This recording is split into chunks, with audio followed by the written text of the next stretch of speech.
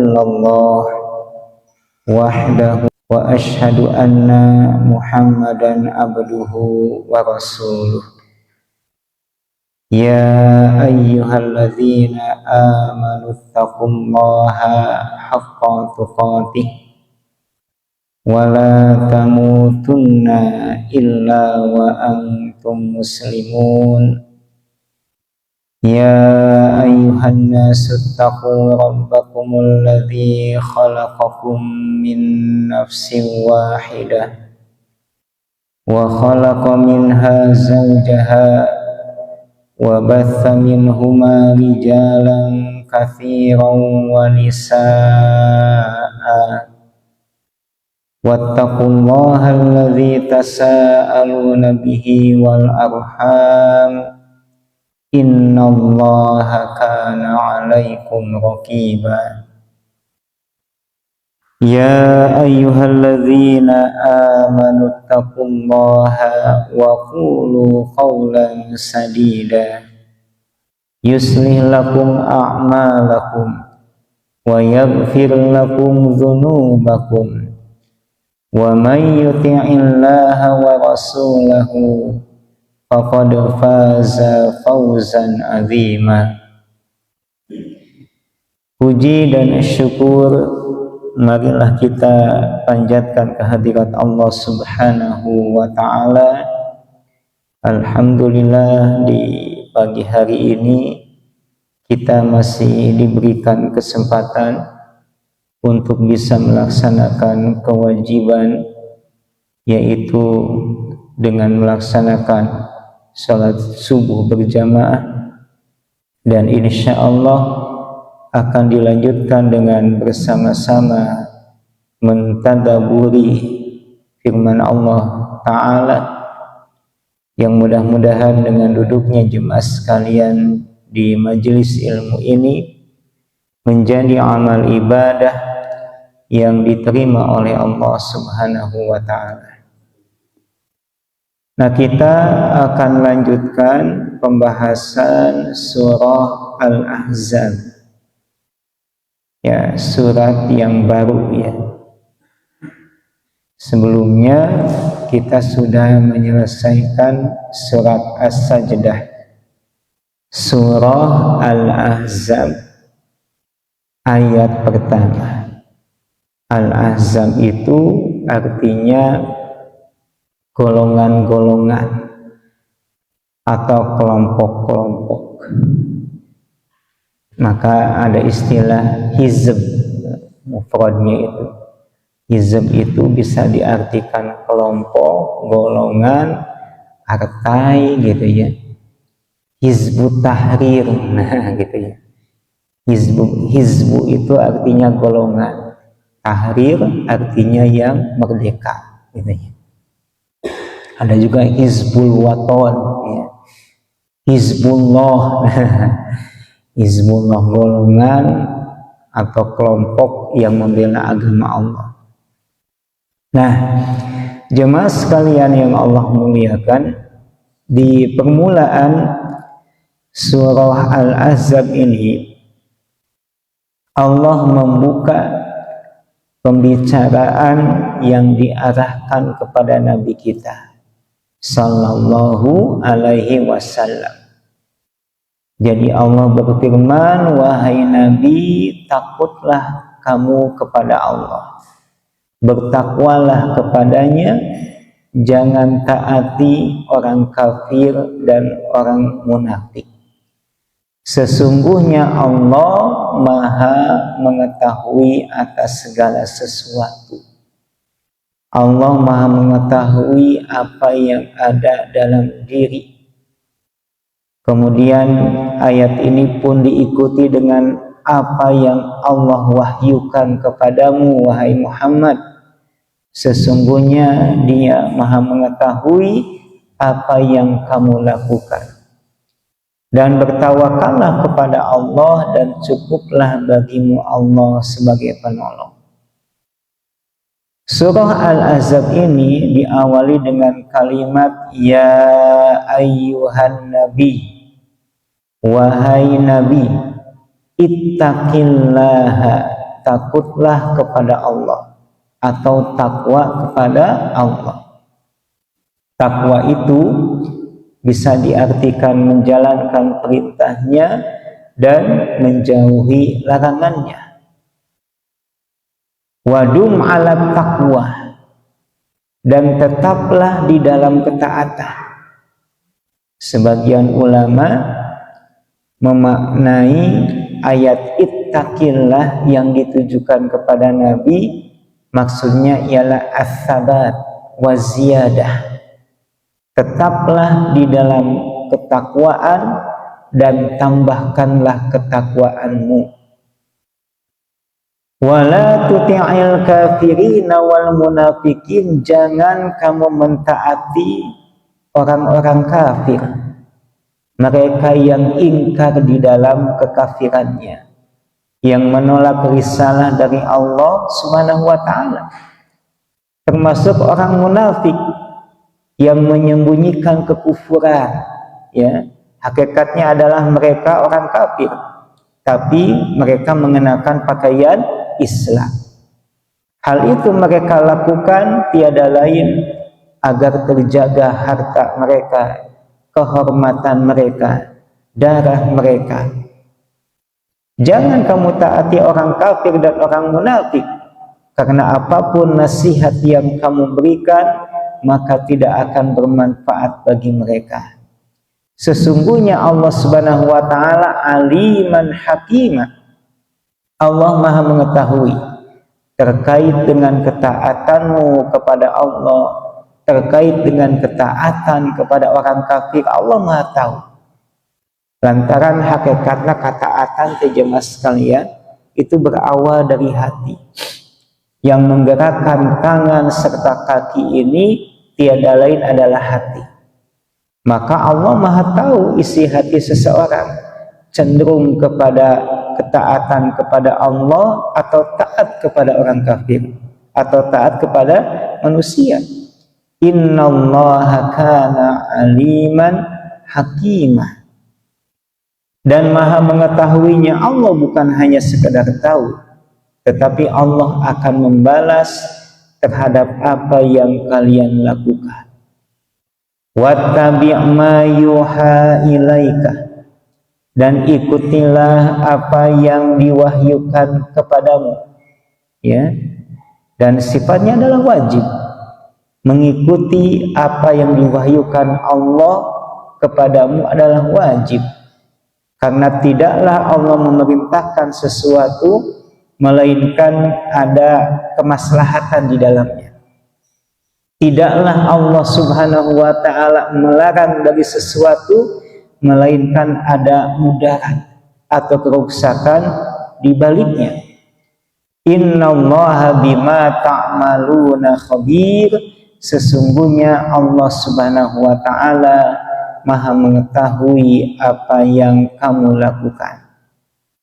Di dalam ayat yang lain Allah berfirman, "Tsumma ja'alnaka 'ala syari'atin minal amri fattabi' wa la tattabi' ahwa'al ladzina la ya'lamun." Sesungguhnya Allah telah menjadikan bagi kamu itu yaitu ketetapan syariat, ya. Maka ikutilah syariat tersebut. Syariat dari segi bahasa hakosna jalan yang harus ditapaki. Wala tattabi ahwa alladzina la ya'lamun, jangan mengikuti hawa nafsu mereka yang tidak tahu. Jadi syariat yang Allah tetapkan bagi umat manusia adalah ilmu. Maka wajib manusia mengikuti ilmu, jangan mengikuti hawa nafsu, atau jangan mengikuti akal serta perasaan mereka. Wa tawakkal 'ala Allah, tawakallah kepada Allah. Dalam artian berserah dirilah kepada Allah, bergantunglah kepada Allah, baik dalam urusan dunia, terlebih hanya dalam urusan agama.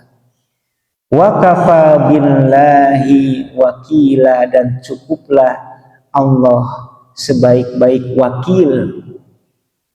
Nah, lamun orang ngawakilkeun diri ka Allah sanes maksana orang midama sesuatu anu teu mampu teras diuihkeun ka Allah, eta benten hanas sareng wakil di kalangan umat manusia ya tentunya beda. Wakil di sini tentunya menyerahkan daya dan upaya kepada Allah. Segala bentuk ketaatan atau menjauhi perbuatan yang dilarang itu tidak lepas dari pertolongan Allah. Segala apa yang dibutuhkan oleh manusia itu kembali kepada Allah. Dan wajar manusia bertawakal kepada Allah karena Allah adalah zat yang maha kaya, tidak pernah kekurangan. Benten hana lamun orang nyadarkeun diri ka manusia mah aya kirana gitu. Dan Allah maha perkasa, Allah maha kuat, Allah tidak pernah lemah.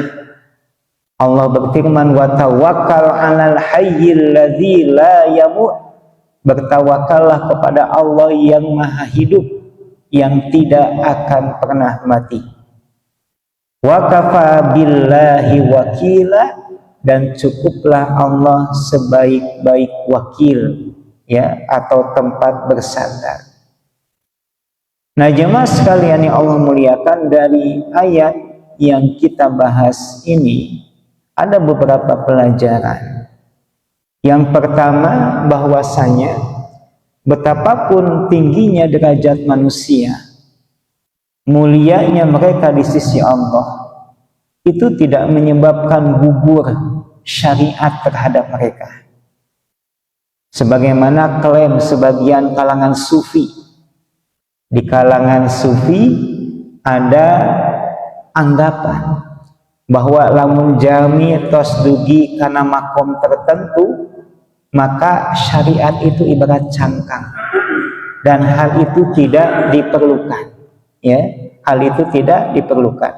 Padahal di dalam ayat yang kita baca, ya ayuhan nabiyyu taqillah, ya, nabi rasul kita manusia yang paling mulia, tetap Allah perintahkan untuk takwa.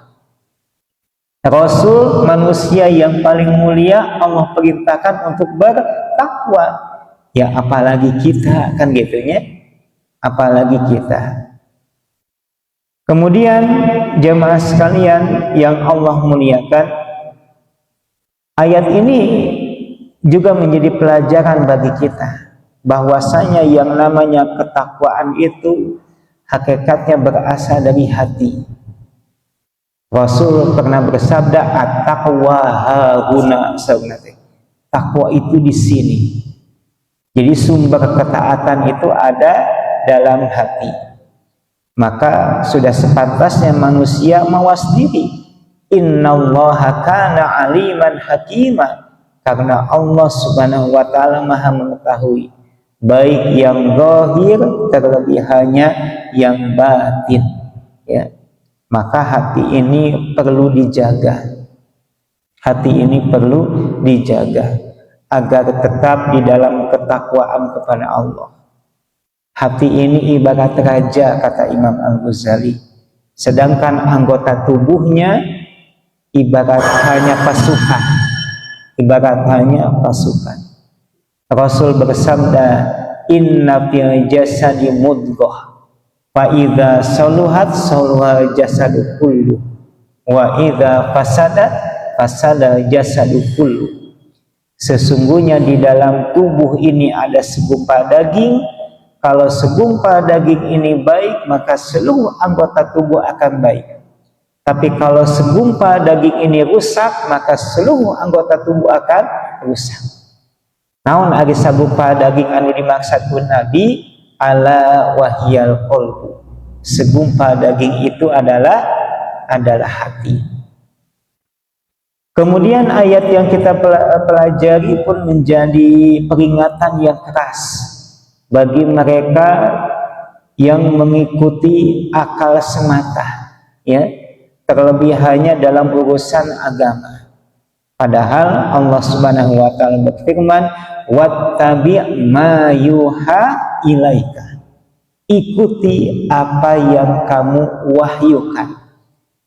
Nah, lamun orang kadang istilah ittiba, ittabi, ikuti, maka perintah di sini tentunya mengikuti sesuatu berdasarkan ilmu. Maka para ulama usul membagi ayat taklid, ayat ittiba. Ari taklid mah mengikuti sesuatu tanpa ilmu, kumaha cekolot we, kumaha ramena, eta taklid. Nah, taklid itu banyak dikecam oleh Allah Subhanahu wa taala di dalam Al-Qur'an. Beda hanya dengan ittiba. Ittiba itu artinya mengikuti sesuatu dengan ilmu.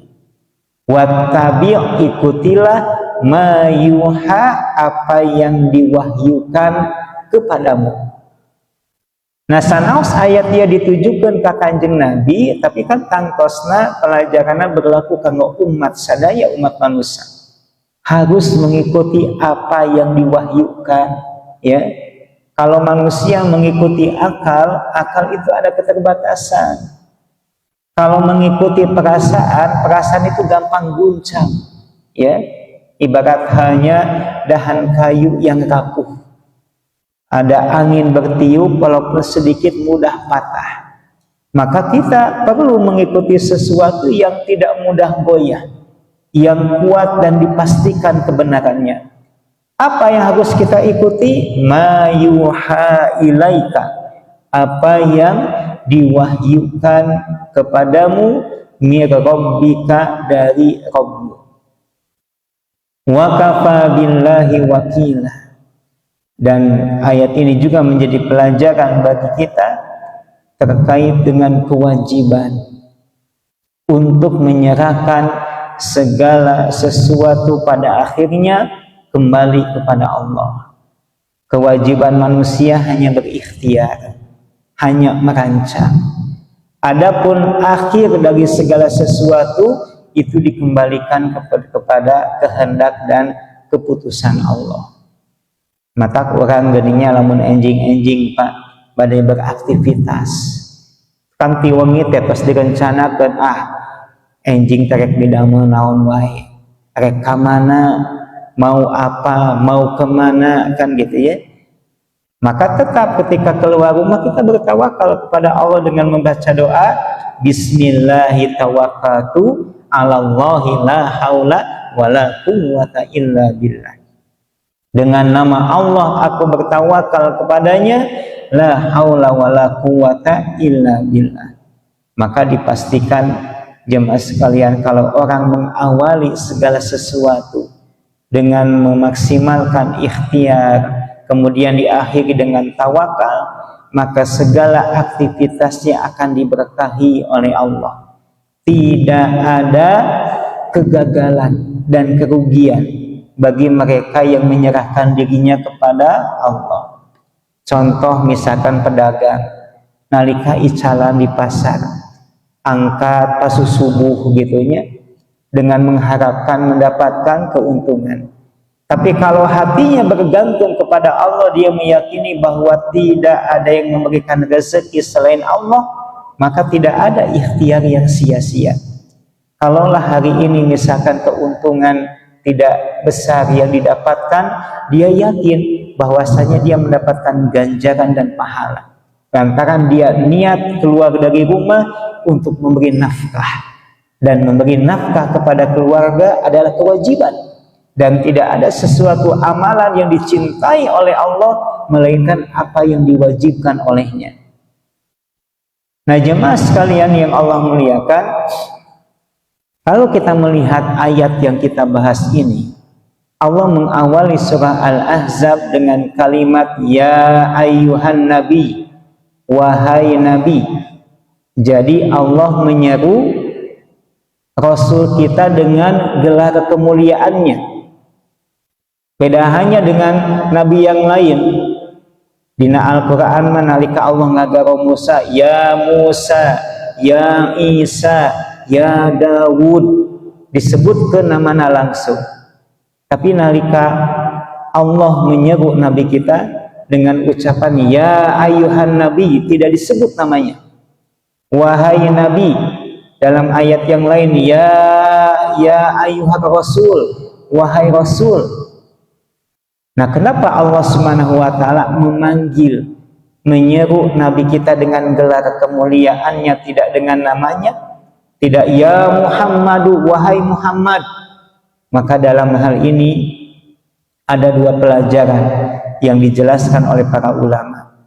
Yang pertama ialah untuk memberitahukan kepada manusia bahwasanya yang diseru ini adalah utusan Allah Subhanahu wa taala. Ya ayyuhan nabi, wahai nabi.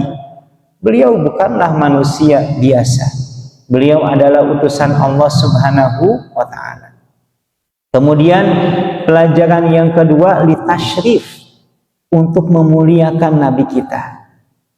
Lantaran lamun orang meninggal, para utusan, ya, para rasul itu kan derajatnya teh berbeda-beda Pak, antara satu dengan yang lain. Dari 124.000 itu hanya 25 nabi yang namanya disebutkan di dalam Al-Quran. Dari 25 nabi ini disaring oleh Allah hanya 5 nabi yang termasuk ke dalam golongan nabi ulul azmi. Dari 5 nabi ini hanya 1 orang nabi yang dimuliakan oleh Allah dalam artian dia mendapatkan gelar Khalilullah, ya, selain Nabi Ibrahim. Dia mendapatkan predikat manusia yang terbaik di sisi Allah Subhanahu wa taala. Manusia yang paling takut kepada Allah. Siapa? Yaitu Nabi kita, Nabi Muhammad sallallahu alaihi wasallam. Maka Allah memanggil beliau dengan gelar kemuliaannya. Ya ayyuhan nabi, ya ayyuhar rasul. Tidak menggunakan kalimat ya Muhammadu, tidak.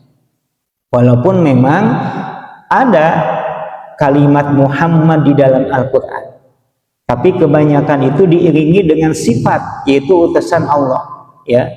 Sebagaimana Allah Subhanahu wa taala berfirman, wa ma kana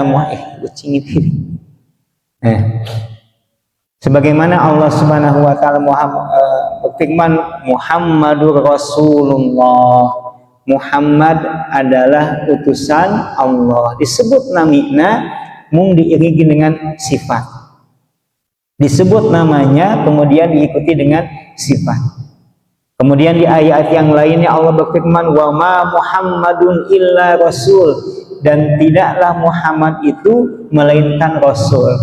Disebut nama Muhammad kemudian diikuti dengan sifat, yaitu rasul.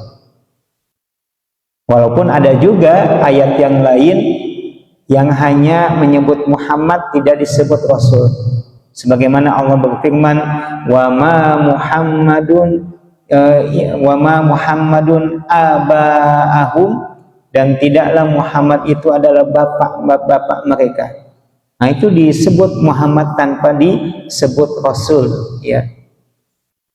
Kemudian ibu bapak yang Allah muliakan, ayat yang kita pelajari juga, ya, mengandung pelajaran bahwa apa yang Allah perintahkan kepada Nabi maka berlaku pula untuk umatnya tanpa ada pengecualian, kecuali, ya, ada dalil yang secara jelas yang membedakan bahwa perintah ini khusus untuk Nabi kita, tidak berlaku untuk umatnya, ya.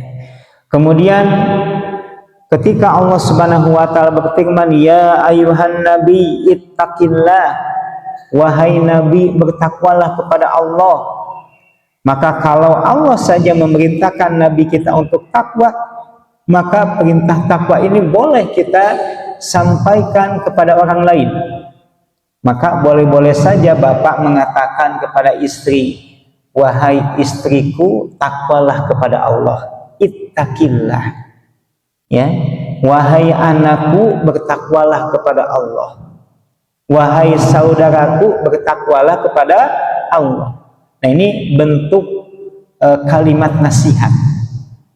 Kalau Allah saja menyampaikan kepada Nabi ittaqillah, maka wajar, bahkan manusia lebih wajar dia mendapatkan nasihat seperti hanya ittaqillah, takwalah kepada Allah.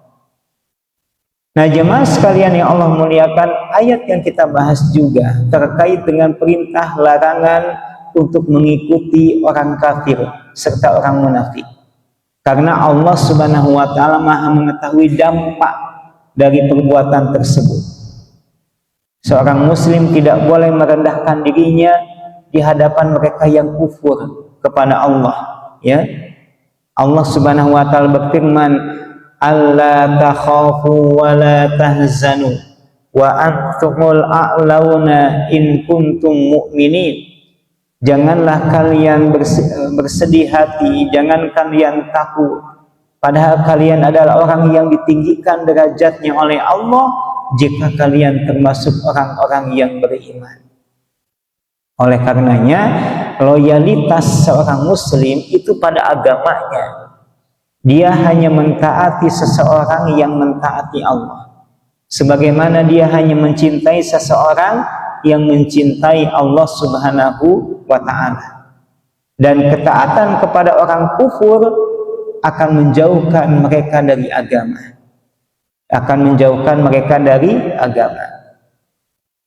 Nah, jemaah sekalian yang Allah muliakan, di ayat berikutnya, di ayat yang keempat, ya, di ayat yang keempat Allah Subhanahu wa ta'ala berfirman, "Ma ja'alallahu lirajulin min qalbayni." Allah tidak menjadikan pada diri seseorang itu min qalbaini, dari dua hati. Hati itu bahasa Arabnya qalbun. Nah, dua hati, qalbaini, fi jaufi, di dalam dirinya. Nah, ini terkait dengan mereka yang menyembah selain Allah. Sebagaimana kaum musyrikin di zaman Nabi, engkau yakin bahwa Allah menciptakan alam semesta dan isinya, tapi pada saat yang bersamaan mereka menyembah berhala. Allah disembah, berhala disembah. Apakah bisa dilakukan hal itu? Jawabannya tidak. Karena Allah Subhanahu wa taala berfirman, "Ma ja'alallahu lirajulin min qalbaini." Allah tidak menjadikan dua hati dalam diri manusia. Enggak boleh dalam hati ini, jemaah sekalian, ada dua Tuhan yang disembah, ya. Maka yang namanya hati itu hakikatnya ialah wadah ma'rifat. Wadah ma'rifat. Ma'rifat kepada siapa? Ma'rifatullah, ma'rifat kepada Allah.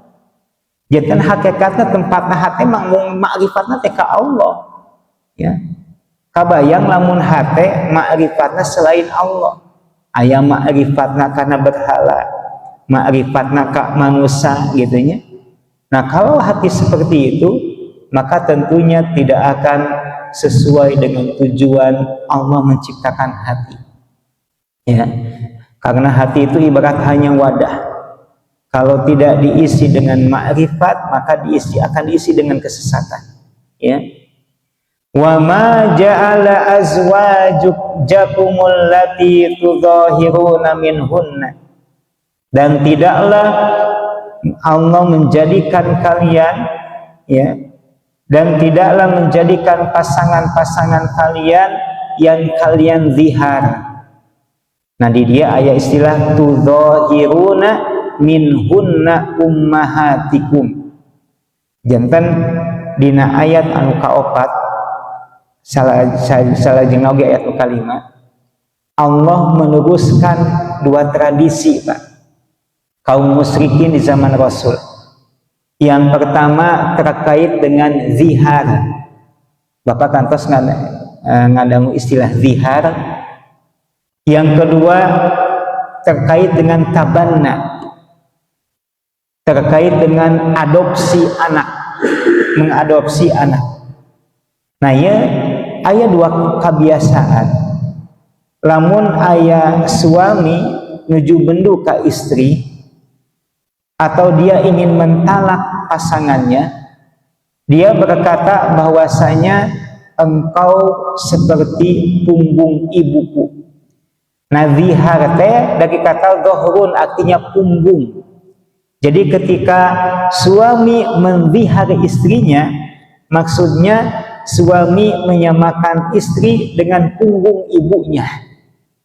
Nah, mereka mengucapkan kalimat zihar tujuannya ialah talak.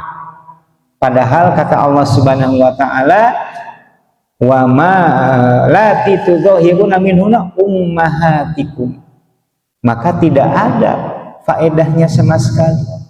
Teu aya kaitana talak dengan status istri, ya, atau mengaitkan istri dengan punggung ibu kita. Menyamakan istri dengan punggung ibu kita atau mensepertikan istri dengan punggung ibu kita, maka itulah yang diistilahkan dengan zihar. Dan zihar ini dilarang.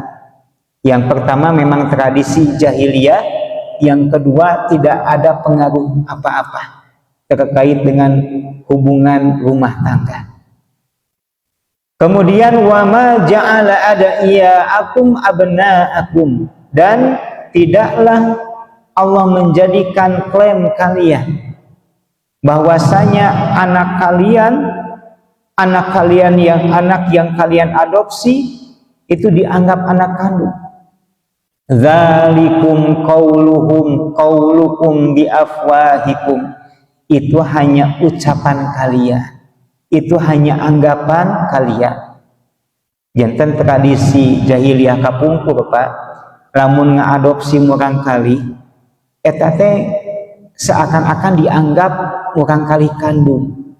Bahkan dia memiliki hak sebagaimana anak kandung. Padahal anak adopsi hakikatnya ialah orang lain gitu.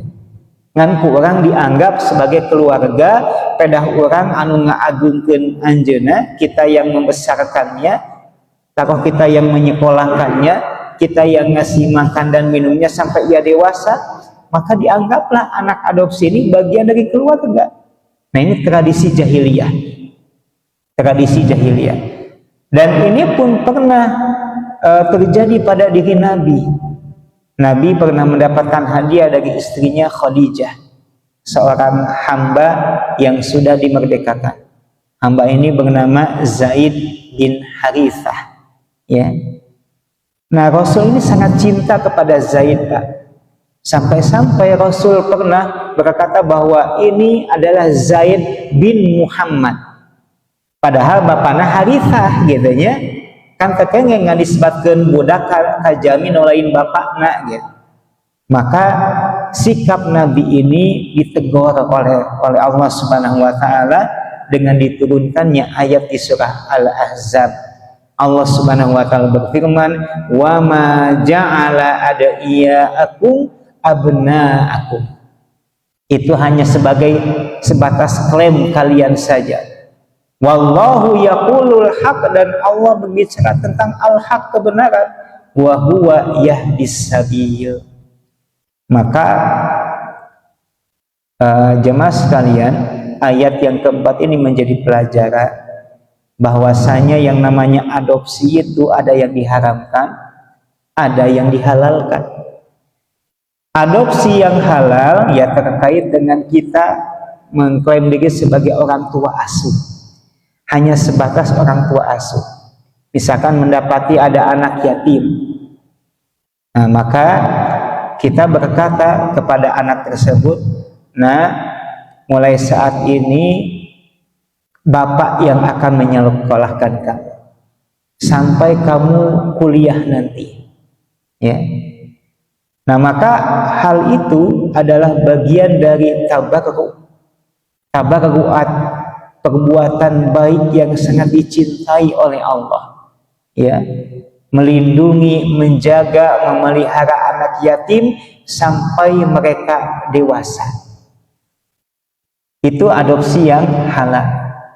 Kalau adopsi yang haram, maka kita berkata kepada anak tersebut, Nah, kamu saya adopsi.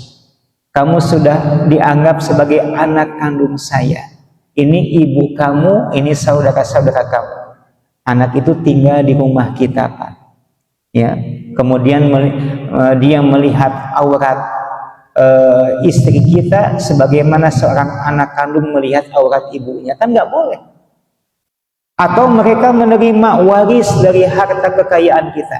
Nggak ada hak waris bagi anak yang diadopsi gitu. Hak waris mah bagi anak kandung.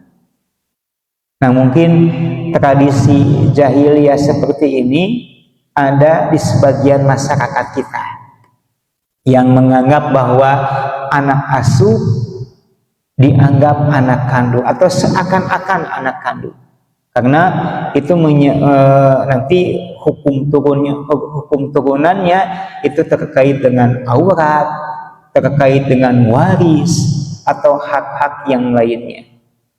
Kalau zihar, mungkin zihar itu hanya ada di masyarakat Arab dulu gitu ya.